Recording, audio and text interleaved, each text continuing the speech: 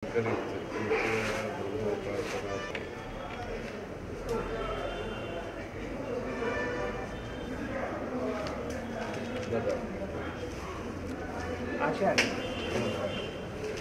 Maharashtra one वृत्तवाहिनी की ओर से हम प्रार्थना करते हैं कि गुरु पूर्णिमा के मंगल पर्व पर आपका आशीर्वचन समस्त जगत कल्याण के लिए, मनुष्य धर्म के लिए प्राप्त हो। गुरु पूर्णिमा चैत्र महीने से फाल्गुन महीने तक भारत के भक्त लोग अनेक प्रकार के व्रत उपासना उत्सव बनाते हैं। युगादि, श्री राम नवमी, नरसिंह जयंती, गोपाष्टमी, ऐसे संक्रांति, दीपावली, ऐसे अनेक पर्व बनाते हैं, अनुष्ठान करते हैं। विविध देवताओं का उपासना के लिए और अपने भारत के जो सनातन धर्म के जो संदेश है, जो अनेक प्रकार के संदेश है, उसको याद रखते हुए ये उत्सव बनाते हैं। उनमें एक उत्सव है या व्रत है, गुरु पूर्णिमा है। ये जो सनातन धर्म कैसे हमको प्राप्त हुआ है, किस प्रकार के अभियान से, प्रयत्न से ये प्रचार में आया है, क्या स्पष्टता किससे हुआ है। स्पष्टता, प्रचार और स्पष्टता और सुलभकरण ये संतों के द्वारा हुआ है, महर्षियों के द्वारा हुआ है। अपने जो धर्म है उसका संक्षिप्त स्वरूप, सारांश स्वरूप भगवत गीता के द्वारा हुआ है। जो भगवत गीता का 18 अध्याय है, धर्म क्षेत्र कुरुक्षेत्र से शुरू करके, उससे हमको धर्म का स्वरूप पता होता है। क्या है, रूपरेखा नजर आती है। धर्म किसके लिए धर्म है, धर्म के आचरण करने से मानवता मात्र के लिए क्या कल्याण हो सकता है, शांति का प्रतिष्ठा कैसे हो सकती है। ऐसे शांति, समाधान, मैत्री, एकता, सद्भावना, उसका संदेश भगवद गीता से हमको प्राप्त हुआ है। मतलब स्वरूप प्रीति से जो वेदों में, उपनिषदों में जो तत्व कहा है, उपदेश कहा है, उसका सुलभ सुचारू रूप से याद रखने के लिए विषय सूची का रूप में ये है। उस दिन, गुरु पूर्णिमा के दिन, कृष्ण परमात्मा का भी पूजन होता है प्रमुख रूप से। वो तो भगवान के अवतार है, दशावतार में कृष्णावतार भी एक है। उसके साथ साथ वो गुरु का भी स्वरूप उन्होंने लिया है। कृष्णम वंदे जगत गुरुम बोलते हैं। तो भगवान है, यद्यपि भगवान है, भगवान के स्वरूप धारण करते हैं, उसके साथ साथ गुरु का भी स्वरूप। कैसे गुरु बने, भगवद गीता के द्वारा ये गुरु बने। ऐसे उसका कृष्ण परमात्मा का मुख्य पूजन होता है। वैसे भक्ति का प्रचार नारद मुनि ने किया है, उनका भी पूजन उस दिन होता है। तो इसे वेदांत, अद्वैत वेदांत, ब्रह्म सत्यम जगन मिथ्या, मिथ्या जगत अधिष्ठाना, मुक्तिदा, मुक्ति रूपिणी।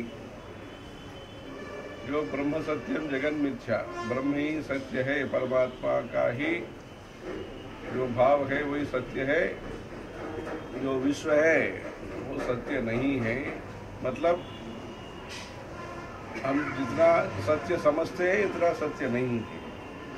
जो सत्य समझना है वो हम नहीं समझते हैं, परमात्मा का ज्ञान हम नहीं समझते हैं।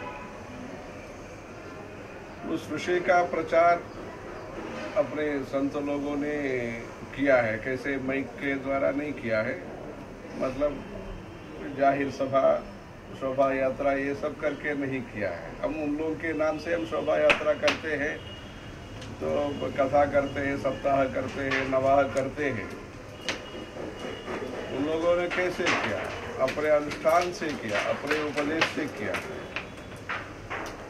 जंगल में बैठकर कुछ नहीं खाए, कुछ नहीं बात किया, मौन व्रत से, ध्यान से समाधिस्थ होकर उन्होंने जगन मंगल हेतु भगवान से प्रार्थना करके अपने ईश्वरीय शक्ति प्राप्त करके उसके द्वारा जो संदेश मिला है उन लोगों को, संतों को, वो संदेश ग्रंथ के रूप में दिया है, स्तोत्र के रूप में दिया है, या अनुग्रह रूप में कुछ शिष्यों को पहुंचाया।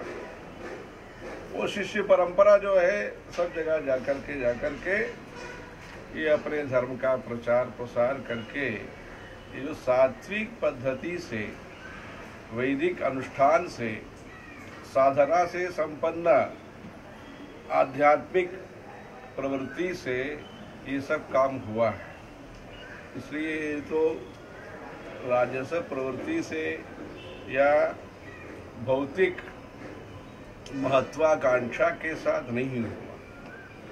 हम बड़े हैं, हम ही बड़े हैं, हमारा नाम से ये काम होना चाहिए, ये तो हमारा जो तत्व है वही तथ्य है, ऐसे कुछ नहीं। जो जो साधना से, ईश्वरीय अनुसंधान से जो प्राप्त हुआ है, क्षमा, तितिक्षा, सत्य के साथ, सत्य का बल से चलता है ये धर्म। ये तो मौन का बल से ये चलता है, अनुष्ठान का बल से ये धर्म चलता है। इसलिए तो वचन तो कुछ होता है, याद रखने के लिए वचन है। सिर्फ वचन से, भाषण से काम नहीं होगा, सिर्फ पैसा से नहीं होगा। पैसा भी चाहिए, वचन भी चाहिए याद के लिए, बाकी तो मुख्य विषय है, अनुष्ठान है। तो तन्मय होना चाहिए। जिस सिद्धांत है हमारा, मर्यादा जो है, आत्मगुण है, साधना चतुष्टय जिसको बोलते हैं, उसको तन्मयत्व होकर सत्य, प्रेम, श्रद्धा, विश्वास, निष्ठा, त्याग के साथ ये धर्म का प्रचार। मतलब एक व्यक्ति को देखेगा, वो जो जिस व्यक्ति को देखते हैं उसके से ही एक प्रेरणा मिलती है, जागृति मिलती है, उससे ये धर्म का प्रचार इतना गंभीर दृष्टि से हुआ है। इसलिए इस धर्म का प्रचार जिन लोगों ने किया है, जो वैदिक उपनिषद तत्वों का सुलभ वचनों से आम जनता तक जिन लोगों ने पहुंचाया। मराठी में भी बहुत भक्ति साहित्य है, मनाचे श्लोक है, ज्ञानेश्वरी है, ऐसे कई ग्रंथ हैं। ऐसे मूर्धन्य मुख्य विषय को सामान्य जनता के बीच में पहुंचाने के लिए जिस शब्दों का उपयोग किया है, जिस गीत का जो गेय पद्धति से संगीत के साथ साथ वारकरी भजन है, सब कई प्रकार का पादुका पूजन होता है, पल्लकी का सेवा होती है। इसलिए अनेक प्रकार के प्रयत्न से महाराष्ट्र देश में ये भक्ति का, सदाचार का, साधना का प्रचार हुआ है। इस गुरु पूर्णिमा के दिन सनत कुमार, सनत सुजात, वैशंपायन, जैमिनी, सुमंतु, शंकराचार्य, गोविंद भगवत्पादाचार्य, ऐसे गौड़पादाचार्य, द्रविड़ाचार्य, ऐसे अनेक संतों का और शंकराचार्य का प्रमुख जो शिष्य वर्ग, मतलब अपने आचार्य लोग सुरेश्वराचार्य, त्रोटकाचार्य, पद्मपादाचार्य, हस्तामलकाचार्य, ऐसे देवी देवताओं को पूजन होता है, संतों का, ऋषियों का पूजन होता है। दिक्पालक, हम जिस धरती पर रहकर धर्म का अनुष्ठान करना चाहते हैं, जो धरती विश्व में कर्मभूमि के नाम से प्रख्यात है, इस धरती का संरक्षण होना चाहिए। अष्टपालकों का भी, अष्टदिक्पालकों का भी पूजन होता है, इंद्र से शुरू करके होता है। उसके बाद सृष्टिकर्ता ब्रह्मा जी जो है, साथ साथ वैदिक मंत्रों का हमेशा ही वो उच्चारण करते रहते हैं।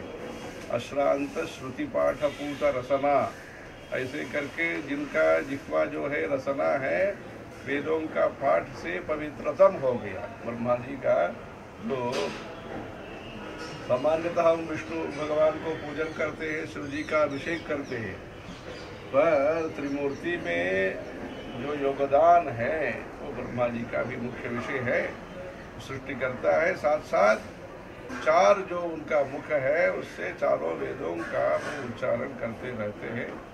ऐसे वैदिक वाङ्मय को संरक्षण रखने में उनका अनुग्रह है। ऐसे आदिशेष जिस भूमि को धारण करते हैं, नागफणी से जो करते, नाग देवता जो है आदिशेष का, उसका भी पूजन होता है। जिस व्यक्ति को, जो व्यक्ति जो देवता धारण करते हैं उनका भी पूजन, जो पालन करते हैं अष्टदिक्पालक उनको भी पूजन, जो सृष्टि किया है उनको भी पूजन, और गणपति का जो महाराष्ट्र में मुख्य देवता है वो गणपति का पूजन, दुर्गा देवी का पूजन, क्षेत्रपाल उसको पूजन, ऐसे सरस्वती का, जिस देवी का अनुग्रह से ये तो संस्कृत वाङ्मय, शास्त्रीय संगीत, अपने घर घर में भी मर्यादा सहित वचन, विश्वास सहित वचन, प्रेम सहित वचन, ऐसे जो धर्म के परंपरा के अनुसार जो बात करना होता है, लौकिक व्यवहार भी हो, ये सब का सरस्वती का आशीर्वाद से ही ये सुलभ होता है। ऐसे देवी देवताओं को उपासना करके बीच में केंद्र रूप में कृष्ण परमात्मा का पूजन होता है। कृष्ण परमात्मा से ये सब धर्म का पुनर्जागृति हुआ है, पुनर्विकसन, पुनर्विकास हुआ है, धर्म संरक्षण हुआ है, धर्म संस्थापनार्थाय संभवामि युगे युगे, ऐसे हुआ है। इसलिए गुरु पूर्णिमा के दिन में अपने जो धरोहर है, संस्कृति का धारा है, संस्कृति का परंपरा है, सभ्यता का, सदाचार का जो परंपरा है, इस परंपरा को जिन लोगों ने प्रतिष्ठा और प्रशंसा और प्रस्तुति जिन लोगों ने किया है, उन लोगों के याद के रूप में, उन लोगों के पूजन के रूप में ये गुरु पूजन करना सब लोगों के लिए उचित विषय है, कर्तव्य विषय है। वैसे ही नहीं, अपने पूर्वज जिन लोगों ने भी धर्म के लिए, अपने कुटुंब के लिए भी जो अच्छा काम किया है, सबको याद करना, ये तो गुरु पूर्णिमा का जो गुरुत्व भावना के साथ जिन लोगों ने जनता का उत्थान के लिए, विकास के लिए काम किया, सबको याद रख करके गुरु पूर्णिमा को सब लोग जहाँ जहाँ संभव है वहाँ वहाँ ये गुरु पूर्णिमा का कार्यक्रम करना है। ऐसे महर्षि गौतम गोदावरी वेद विद्या प्रतिष्ठा नासिक पंचवटी तट सुस्थित राम, अगणित गुणगण भूषित राम, ऐसे उसमें पंचवटी तट सुस्थित राम, जो रामायण से संबंधित प्रभु रामचंद्र जी का प्रवास से पवित्र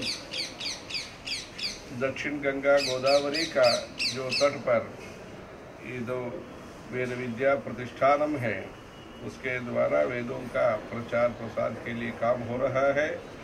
इनमें से दो वेद मूर्तियों का अभी विशेष सम्मान कार्यक्रम हुआ है। उस कार्यक्रम में जो वेदों का संरक्षण के लिए कटिबद्ध होकर काम कर रहे हैं, इन लोगों के प्रयत्न से ये काम सफल हुआ है।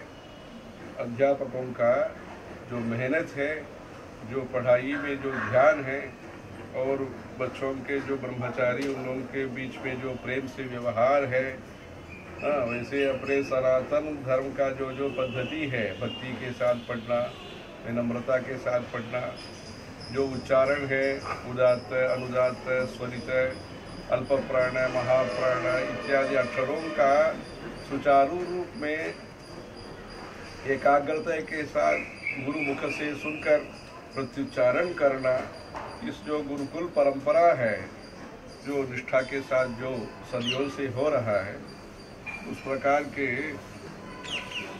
विवेक, विज्ञान, विश्वास के साथ जो कार्यक्रम हुआ है, उससे देश को लाभ होता है, समाज को लाभ होता है। शक्ति तो है, भगवान के पास शक्ति है, अपेक्षा भक्तों के पास है। अपेक्षा और अनुग्रह को जोड़ने वाला ये मंत्रोच्चारण है। ये मंत्रोच्चारण नियम के साथ होना है, भक्ति के साथ होना है, विशाल दृष्टिकोण के साथ। ये अपने जो यजमान हैं उनको जो कामना है, न्यायपूर्वक जो कामना है, जो मानवता कल्याण के लिए जो कामना है, वो तो मिलना चाहिए। उसके लिए परोपकार दृष्टि के साथ जो वेद मूर्तियों के द्वारा जो उच्चारण होता है, स्वाहाकार होता है, जो भी अनुष्ठान जिस प्रकार का प्रदेश प्रदेश में जो अनुष्ठान परंपरा है, उस दृष्टि के साथ जिस परंपरा को अश्वलायन और आपस्तंभ और हिरण्यकेशी और बोधायन महर्षि, इंद्राख्यायन महर्षि, ऐसे लोगाक्षी, ऐसे बहुत संतों ने जिस प्रकार से अनुष्ठान होना चाहिए, आचमन होना चाहिए, ऐसे से जो कहा है, उस अनुष्ठान को करते करते ईश्वर का अनुग्रह, भगवान का आशीर्वाद भक्तों तक पहुंचाने का जो परोपकार सेवा है, वैदिक परोपकार सेवा, जो जैसे सेना के द्वारा होता है कुछ सेवा, और खेती के द्वारा होता है कुछ सेवा, व्यापार के द्वारा होता है कुछ सेवा, वैसे वैदिक मंत्रोच्चारण के साथ वेदों के लो धर्म मूलम, ये जो धर्म है, जो भारत में आम जनता से शुरू करके कुटीर से बंगला तक जो भावना है भक्ति का, माँ बाप को सम्मान करना है, भाई एक साथ होना चाहिए, ये जो अपने शक्ति सामर्थ्य के साथ साथ सभी को पानी दिलाना और अन्न खिलाना, जो भी चिंतन है, ये तो सात्विक प्रवृत्ति है। ये तो मानवता कल्याण के लिए जो दया है, मन में जो दया है, उसको सबको संदेश धर्म से ही हमको मिलता है। इसलिए धर्म को बचाना है, धर्म को बचाने के लिए वेदों का संरक्षण करना है, वेदों का संरक्षण करने के लिए पाठशाला चलाना है, पाठशाला चलाने के लिए जो गुरुजी लोग हैं, वेद मूर्ति लोग हैं, उन लोगों के द्वारा ये सेवा संप्राप्त होना चाहिए। ये भी तीर्थ स्थान में पंचवटी में होना, जो वेदों का संरक्षण प्रभु रामचंद्र जी ने किया है, वैदिकों का संवर्धन किया है। इन लोगों ने एक गाय का ही दान नहीं, 1000 गायों का दान, गोदान उन्होंने किया है। जो एक ब्राह्मण जब आए थे उनसे मिलने के लिए, तब उनके द्वारा कहा है ये जो लकड़ी है उसको आप एक जितना हो सकता है दूर उतना तक छोड़िए, वो तो जहाँ तक वो चलेगा वो लकड़ी, वहाँ तक जो गाई है उनको आपको समर्पित करूँगा। उस दृष्टि से राजा होते भी, महावीर होते भी, वैदिकों का, शास्त्रज्ञों का जिन्होंने गौरव और प्रेम से देखा है, जिन लोगों के लिए उन्होंने कष्ट अनुभव किया है, मतलब कष्ट भी सहन करके काम किया है। ये तो जो वनवास के समय पर, ये तो सब आराम से वो बैठ सकते हैं, आराम में बैठ सकते हैं, जो वन है आराम है, आराम में बैठ सकते हैं। फिर भी संतों का पालन करना, पूजन करना, ये अगस्त्य मुनि को पूजन किया है। अनेक संतों का वनवास के समय पर संतों से आशीर्वाद प्राप्त हुआ उनका, और संतों के हेतु जो अपने क्षमता के साथ जो काम कर सकते हैं उन्होंने किया है। इसलिए प्रभु रामचंद्र जी का निवास से जो पवित्र हुआ। वेदः प्राचेतसा दासीति साक्षात रामायणात्मना। जो वेद है, ऋग्वेद, यजुर्वेद, सामवेद, अथर्ववेद जो है, वो जो वेद है, वेद का सुरभीकरण मतलब